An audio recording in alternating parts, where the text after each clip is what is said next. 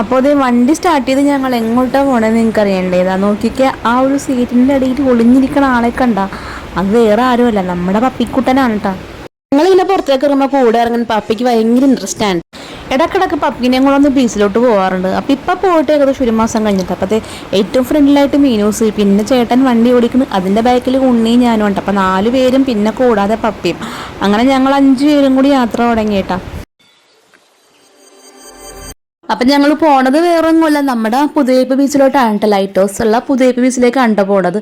അപ്പം അങ്ങനെ പോണ വഴിക്ക് പപ്പി അടങ്ങി ഒതുങ്ങി വണ്ടിയിൽ ഇരുന്നിട്ടാ. കാരണം വണ്ടിയിൽ ഇട്ടിരുന്നപ്പോഴത്തേക്കും അവൾ അനക്കമൊന്നും ഉണ്ടാവില്ല കേട്ടോ, നല്ല അപ്പോൾ അതേ മീനൂസിൻ്റെ കാലിൻ്റെ ഇടയിലാണ് ആള് ഫ്രണ്ടിൽ ഇരിക്കുന്നത്.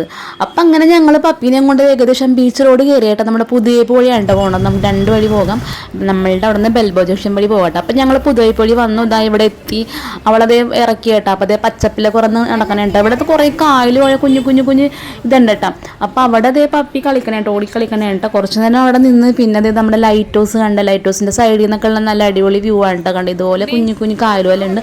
അവിടെ നമുക്ക് ഇറങ്ങി കാര്യങ്ങളൊക്കെ ചെയ്യാട്ടാ.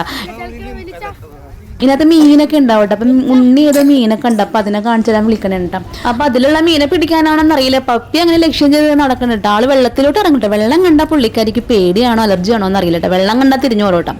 അതെല്ലാ പട്ടികളും അങ്ങനെ തന്നെയാണെന്ന് തോന്നുന്നു. അപ്പം അതേ വെള്ളത്തിന്റെ സൈഡ് വരെ പോയിട്ട് അവൾ വെള്ളത്തിലേക്ക് ഇറങ്ങാൻ കൂട്ടാക്കണില്ല കേട്ടോ. തീരെ രക്ഷയില്ല. അങ്ങനെ അവിടെ നിന്ന് അവൾ തിരിഞ്ഞു ഓടണേ കേട്ടോ. അപ്പോൾ ഉണ്ണിയും മീനസും ചെറുതൊന്ന് ഇറങ്ങി ജസ്റ്റ് ഒന്ന് കാലൊക്കെ കഴുകിയിട്ട് അവിടെ ബീച്ചിലെത്തിയപ്പോൾ അത്യാവശ്യം നല്ല തിരക്കുണ്ട് കേട്ടോ. ഞായറാഴ്ച ചെയ്തോട്ടെ. അപ്പം ഞങ്ങളൊരു സൈഡായിട്ട് ഇതാ പോയിരുന്നിട്ടാ പപ്പിനെ കൊണ്ട്. അങ്ങനെ പപ്പിക്ക് ബീച്ചിലേക്ക് ഇറങ്ങണം എന്നുണ്ട്. അങ്ങനെ കുട്ടികളുടെ കൂടെ, അതായത് മീനൂസിന്റെ മുന്നിയുടെയും കൂടെ പപ്പി നല്ല മണ്ണിൽ ഇതാ തുരന്ന് നല്ല കളി തുടങ്ങിയിട്ടാ. മത്സരിച്ചാട്ട കളി നടന്നുകൊണ്ടിരിക്കുന്നത്. പിന്നെ അതേ ബീച്ചൊക്കെ കണ്ട് ആസ്വദിക്കുന്നുണ്ട് കേട്ടോ. പക്ഷെ വെള്ളത്തിലോട്ട് ഇറങ്ങുമെന്ന് തോന്നണില്ല, പേടിയാണോന്ന് അറിയില്ല. വെള്ളം കണ്ടാൽ തിരിഞ്ഞോടുന്നുണ്ട്. അങ്ങനെ കുറച്ച് നേരം കഴിഞ്ഞിട്ട് ഞങ്ങളിതേ ബീച്ചിലോട്ട് ഇറങ്ങാമെന്ന് വിചാരിച്ചിട്ടാ. പപ്പി മണ്ണിൽ കിടന്ന് നല്ല കളിയാണ് കേട്ടോ. വെള്ളത്തിൽ മാത്രമാണ് ആൾ ഇറങ്ങാൻ മടിക്കണത്. അങ്ങനെ ഇടക്കിടക്ക് കൊണ്ടുപോകുന്നതുകൊണ്ട് തന്നെ ആൾക്ക് വലിയ ഇതൊന്നും ഇല്ല കേട്ടോ. ബീച്ചിൽ വരുമ്പോഴത്തേക്കും സാധാരണ പോലെ കുരക്കലും കാര്യങ്ങളൊന്നും ഇല്ല കേട്ടോ വീട്ടിലെ പോലെ.